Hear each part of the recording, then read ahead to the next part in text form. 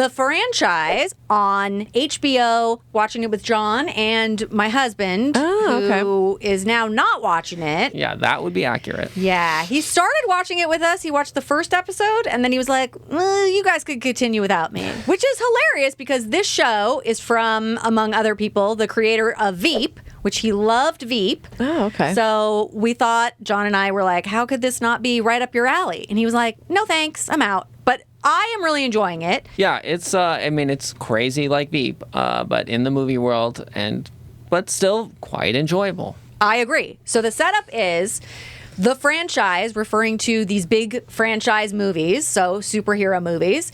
And really, like, even the broad, like, kind of comic book world, not even, like, one specific character franchise, but, like, the multi-character, world-spanning 20-movie franchise. Yes, because in this case, we are definitely dealing with one of the lower-rung characters, Whoa. I feel like.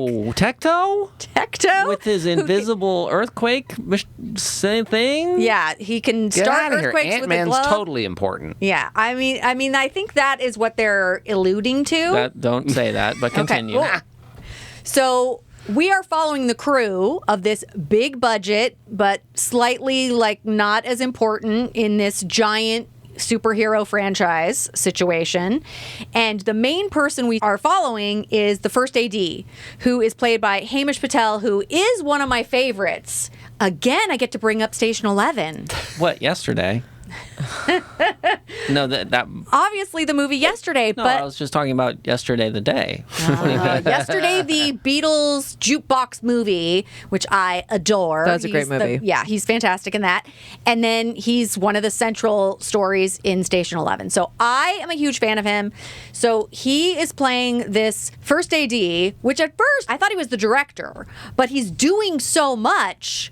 And then it turns out that the director is played by a German actor, Daniel Bruhl, who is really in his trailer like thinking and making these genius art decisions. And emergency haircuts. Meanwhile, this first AD is like making the train run. Like he is doing so much work. And it's like, this crazy big budget and all of the chaos and all of the politics behind the scenes, including executives and story decisions. And basically, this is not the pinnacle. Like if the franchise is a pyramid, they're not at the top. So they're getting kind of like not the great fallout of what's also happening in this franchise, including one of their main story points gets like pulled out from under them. They're like, we killed off that whole group of aliens or Moss Men or whatever it was. They're like, what? We're shooting today. So they just put all the Moss Men in green suits. We're like, I guess we'll figure out later what those characters are because what I got. Was it Moss Men or Fishmen? I can't remember now. It's hard to remember. Okay, so anyway, we've got our first AD, and the production is really not going super great. The director is really kind of an auteur vibe and not super helpful. Then we get a new producer who happens to be the ex of our main first AD. Oh. And that's going to be, some tension. And she is played by Aya Cash, who we recently saw as the very terrible character in The Boys. Stormfront, who was kind of a Nazi, definitely a Nazi. She was really terrible. Anyway, she's great in this, and she is coming in to assert her dominance and be in charge, and that goes very bumpily for our first AD character. So that's kind of fun. I am really enjoying it. It is very much like Veep in the behind-the-scenes chaos of things that are crazy and going wrong and all the behind the scenes stuff that you think would be smooth, but of course are not. Just this is the movie industry. So sometimes it's a little hard because you're like, as someone who is in the industry and wants to make movies, maybe not like this, but you're like, I don't want to know these terrible decisions and why they're made. And it's kind of like you don't want to know how the sausage is made because you're like, if 90% of this is true, which it probably is, it's all bad.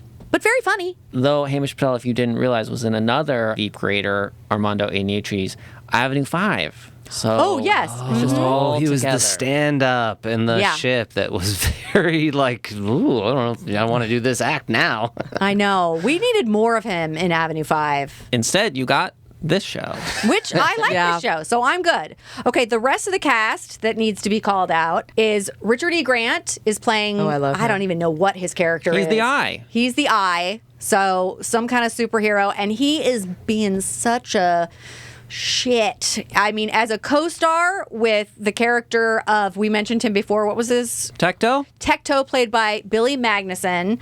He is the worst co-star ever, just constantly like undermining him. And Billy, his character, is very insecure and constantly like worried about, you know, how he's looking and being perceived. And, you know, he knows he's not on the top tier of this franchise, so he's a little bit nervous. So this Richard E. Grant character just being a real needling him, and oh my god, it's so fun and terrible. I mean, that is one of the things about Veep. Everyone was always so mean to each other. That's kind of the spot that Richard E. Grant is playing. He's like just constantly being mean and saying mean things, and a little more condescending and passive aggressive than in Veep, because Veep, it was just like straight out insults all the time. This is that, but like toned down a little bit, because he's like, what do you mean it's mean to say that? Well, he's number 2. I know. He does not like being number 2. So then he becomes number 1A. I know. Oh my God. Hysterical. Anyway, so that is the franchise. It's on HBO, also on Max. Really fun. Half an hour comedy. Extremely enjoyable.